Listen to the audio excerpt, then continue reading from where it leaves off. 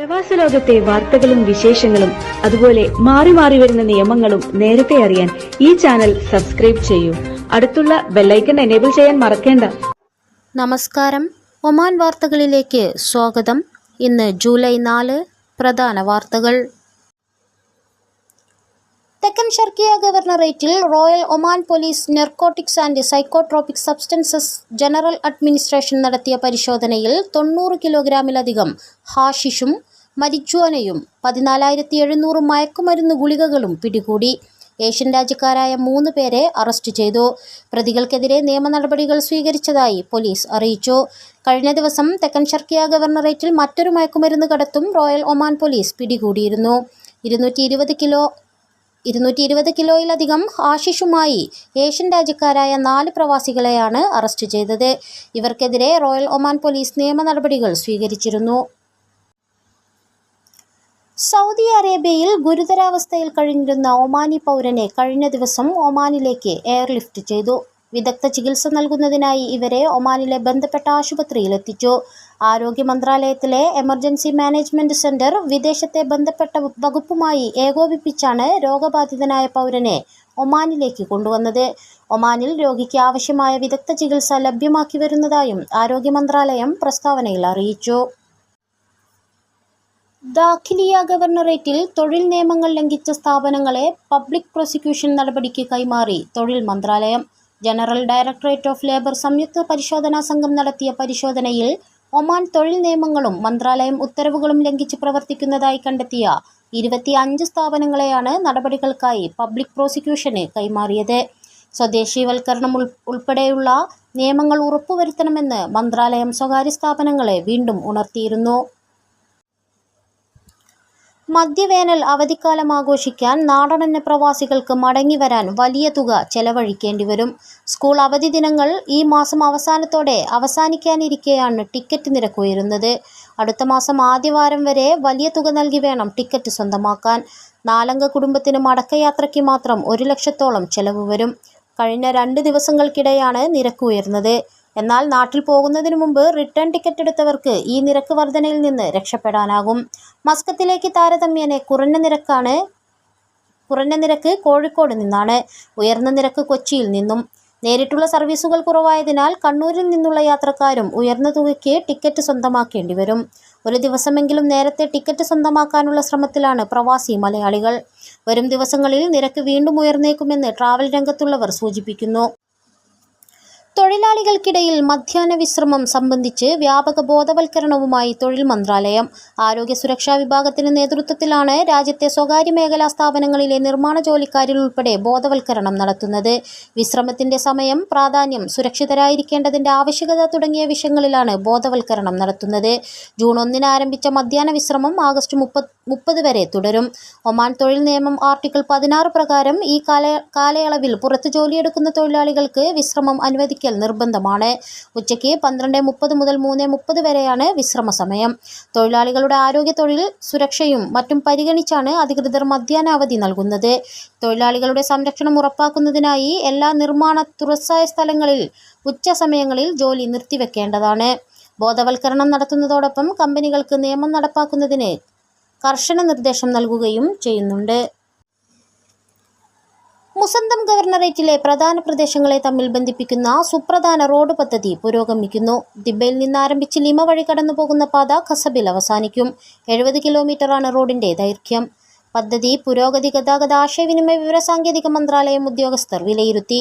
42 മാസം കൊണ്ട് നിർമ്മാണവും 3 മാസങ്ങൾ കൊണ്ട് അനുബന്ധ പ്രവർത്തനങ്ങളും പൂർത്തിയാക്കാനാണ് മന്ത്രാലയം ലക്ഷ്യമിടുന്നത്. രാജ്യത്തെ തന്നെ വരാനിരിക്കുന്ന ഏറ്റവും വലിയ നിർമ്മാണ പ്രവൃത്തികളിൽ ഒന്നാകും ദിബ്ബ ലിമ കസബ് പാത. റോഡ് നിർമ്മാണം പൂർത്തിയാകുന്നതോടെ കസബിൽ നിന്ന് ലിമയിലേക്ക് 22 മിനിറ്റും ലിമയിൽ നിന്ന് ദിബ്ബയിലേക്ക് 55 മിനിറ്റും മാത്രമാകും യാത്രാസമയം.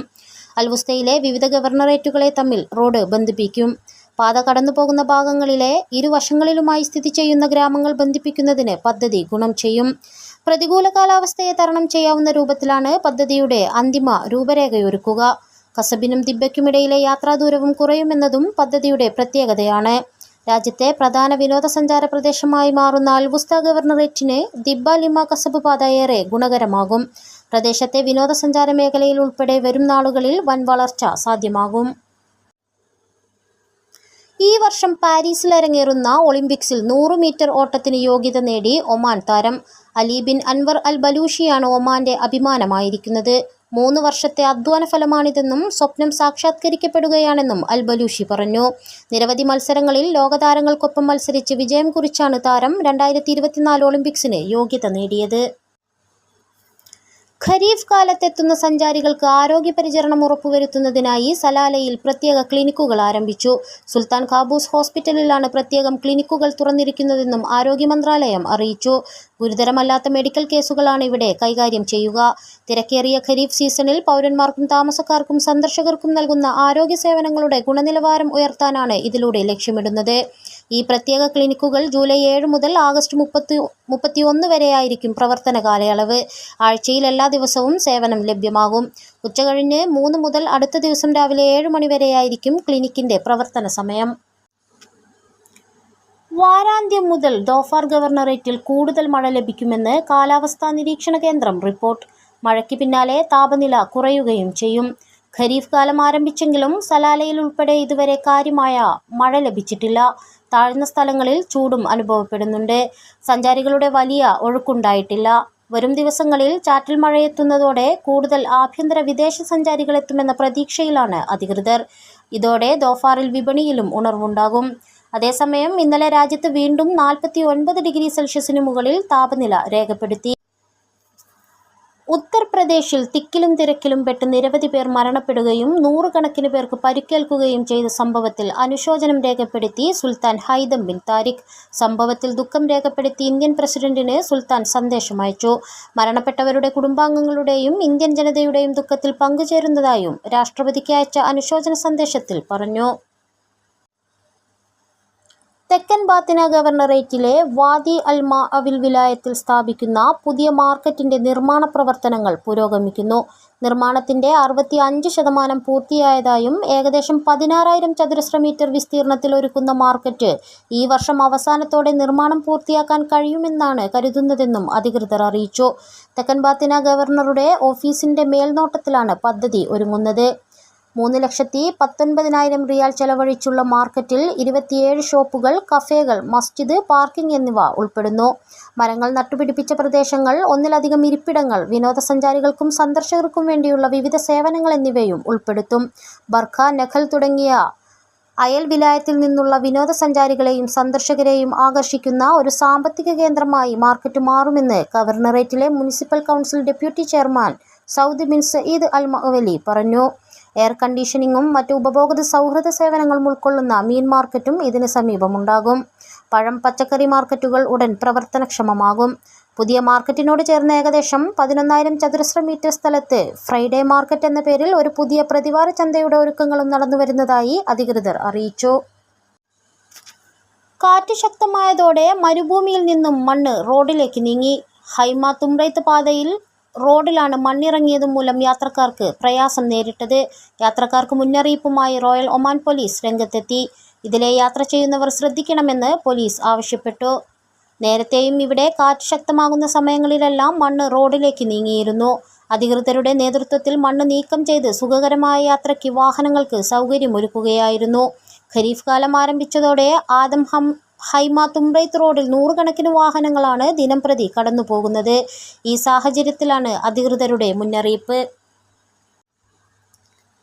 വടക്കൻ ഷർക്കിയ ഗവർണറേറ്റിലെ മുദൈബി വിലായത്തിൽ വാണിജ്യ സ്ഥാപനത്തിൽ നിന്നും ഫൈബർ ഒപ്റ്റിക് കേബിളുകൾ മോഷ്ടിച്ച സംഭവത്തിൽ 4 പ്രവാസികളെ റോയൽ ഒമാൻ പോലീസ് അറസ്റ്റ് ചെയ്തു. പ്രതികൾ ഏഷ്യൻ രാജ്യക്കാരാണെന്നും ഇവർക്കെതിരെ നിയമ നടപടികൾ സ്വീകരിച്ചതായും പോലീസ് അറിയിച്ചു. സമാന സംഭവം ഗവർണറേറ്റിൽ നേരത്തെയും റിപ്പോർട്ട് ചെയ്തിരുന്നു. ഇതോടുകൂടി ഇന്നത്തെ വാർത്തകൾ ഇവിടെ പൂർണ്ണമാവുന്നു. കൂടുതൽ ഒമാൻ വാർത്തകളും വിശേഷങ്ങളുമായി നാളെ വീണ്ടും കാണാം. നമസ്കാരം.